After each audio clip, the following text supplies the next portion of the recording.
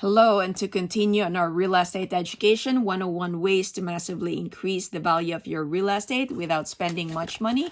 Hi, I'm Ria, and next to our number 20 is replacing the light switches. So if the light switches are old and dirty, it's time to replace them either with modern ones or to keep the style of the home. So if they're vintage, you may want to consider the same kind of vintage look for the light switches.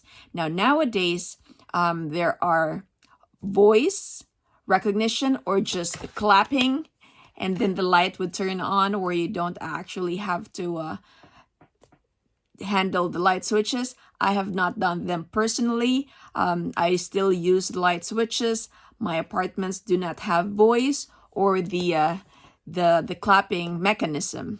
So it depends on the apartment that you have, whether it's Class A, Class B, or Class C, or if you want a very modern apartment, and you just have to play with a budget, right?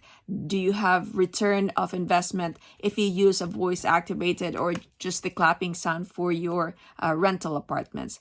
I hope you learned something. Take care and God bless.